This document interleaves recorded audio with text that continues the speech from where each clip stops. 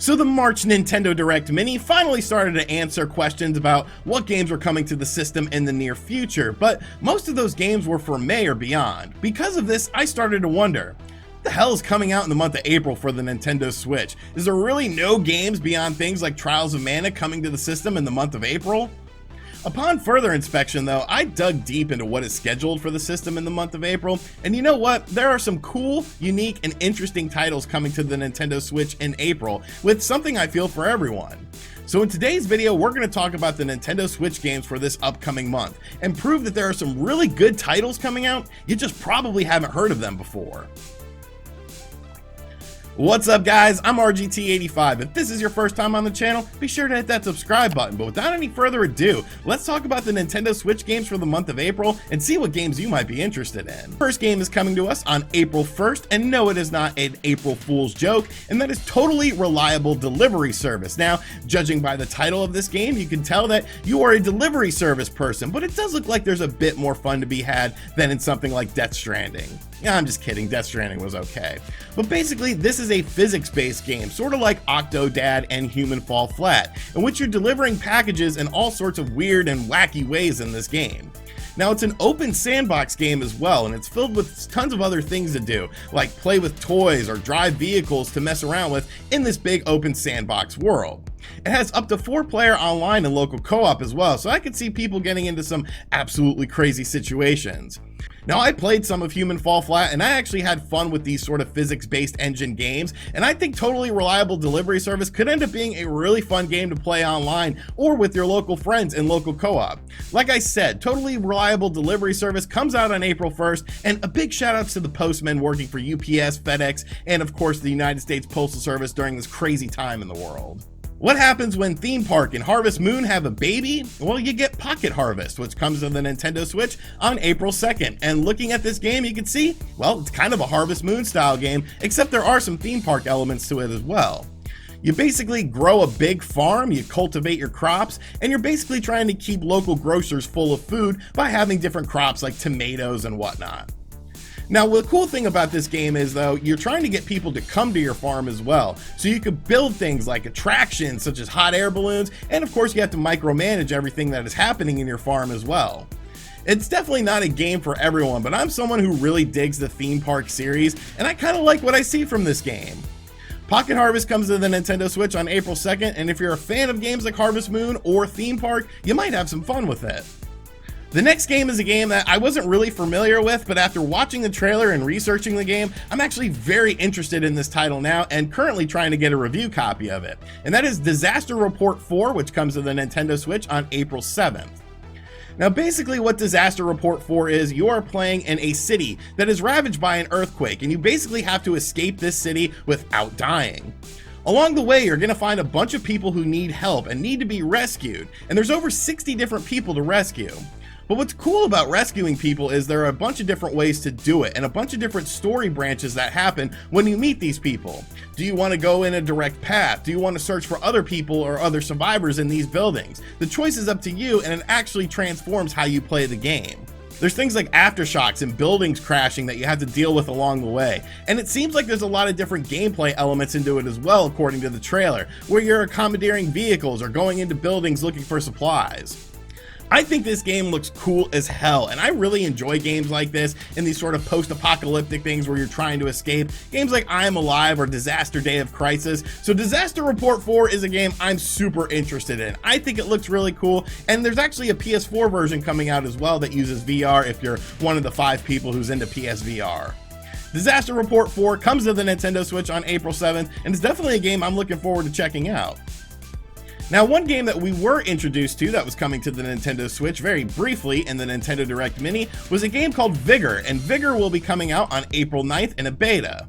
Now, Vigor is a third-person shooter, and upon first glance, you're like, okay, it's essentially PUBG, but after researching the game, it's actually nothing like PUBG and sounds a hell of a lot cooler.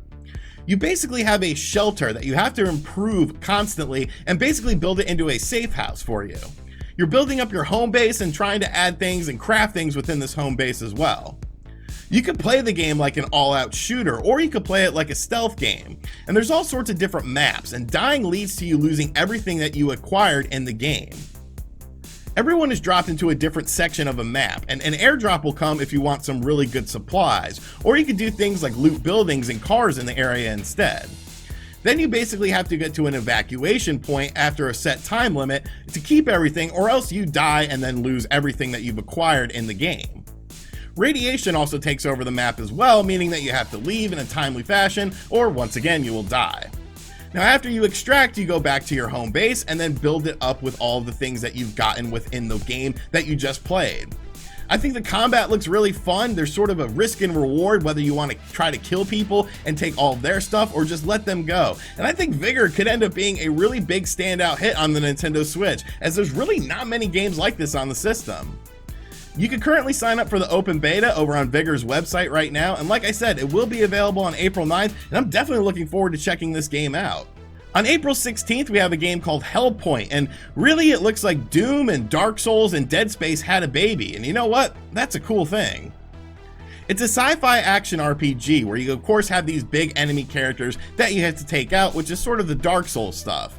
Now what's cool about it though is a lot of these characters take inspiration from things like Doom and Dead Space. The game has something really cool called the Quantic system, which basically acts as like a dungeon master for the game, and it slightly transforms the world every time you die and triggers different events in the station, and it revolves around the black hole. You could jump in with local and online multiplayer, and there's even a PvP mode as well. The creatures look really cool, the combat looks really fun, and it looks like a game that could sort of stand out on the Nintendo Switch, as there's not a whole hell of a lot of mature rated games that are actually fun and worth playing on the system. Hellpoint is definitely a game I have my eye on, as I really like the aesthetic of it, and it comes out on the Nintendo Switch on April 16th, and I think it's a game you might want to check out too. Now on April 23rd, we have MotoGP 20 coming to the Nintendo Switch, and it's a motorbike game, which, I mean, I barely can ride a normal bicycle. I fell off a dirt bike when I was a kid and smacked my head, so I'm not really interested in the real world stuff, but bike games like Manix TT on the Sega Saturn were really fun. Now the series has two previous entries on the Nintendo Switch, and the new game, MotoGP 20, has a bunch of different improvements to things like the career mode, deeper customization, and a much better AI system. There's tons of things to tinker with on your bike as well, from mechanical to cosmetic things. MotoGP 20 introduces dedicated online servers as well, with public matches, private matches, and a race director mode. I think the game looks pretty neat. I haven't played any of the other previous entries in the series, so I'm not quite sure how they run on the Nintendo Switch, but if you're looking for a motorbike game and you like racing games, I think this could be a pretty decent pickup when MotoGP 20 comes to the Nintendo Switch on April 23rd. On April 24th, Trials of Mana finally comes to the Nintendo Switch, and if you have not downloaded the demo of the game yet, what are you doing with your life?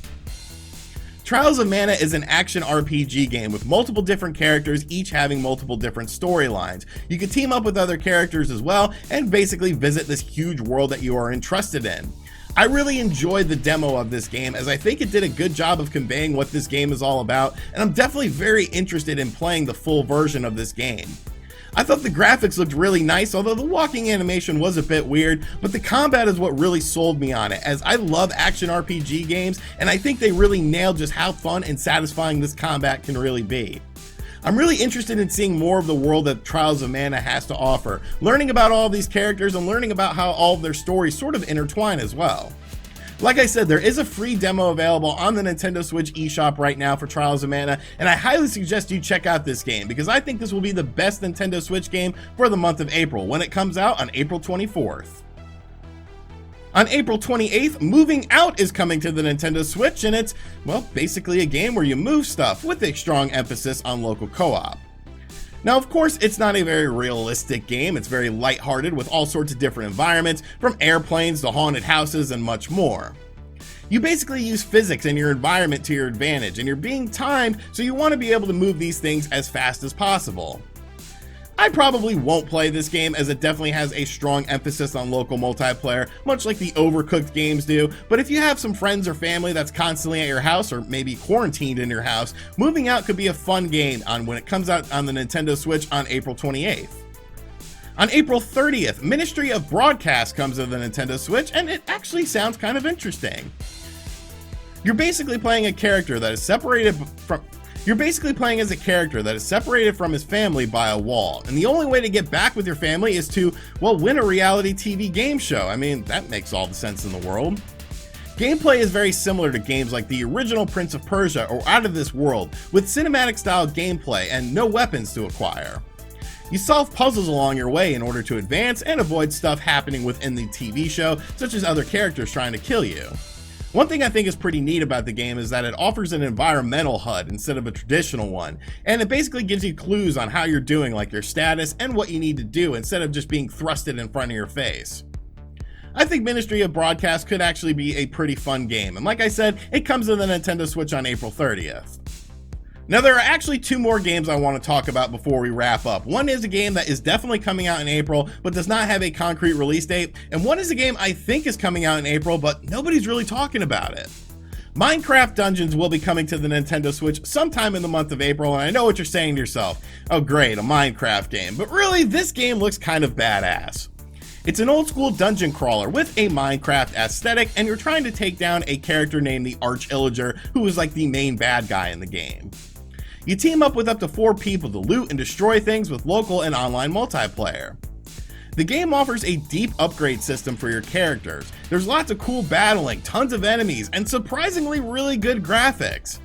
I think if this game didn't have the Minecraft name attached to it, more people would be like, wow, this is a really cool looking action RPG dungeon crawler. And I think that Minecraft Dungeons will sort of bridge that gap between traditional Minecraft fans and old school dungeon crawlers.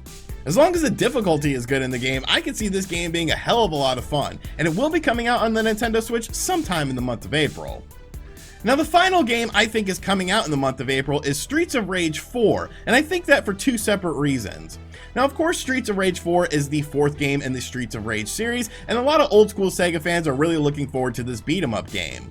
The reason I think this game is coming out in the month of April is for 2 things. One is that Limited Run Games is already doing a physical version of this game, and they usually don't do that unless the game has already come out or is coming out very soon. And 2, when you look up this game on Nintendo's website, you can see that this is clearly wedged in between some April 30th games that are releasing for the Nintendo Switch. So if this game wasn't coming out in the month of April, why is it listed there instead of just in a random springtime thing? This is the only game that doesn't have a standard release date that is listed in the month of April games. So I think Streets of Rage 4 will end up coming out on the Nintendo Switch towards the end of April, and if it does, I'm going to be a very excited person.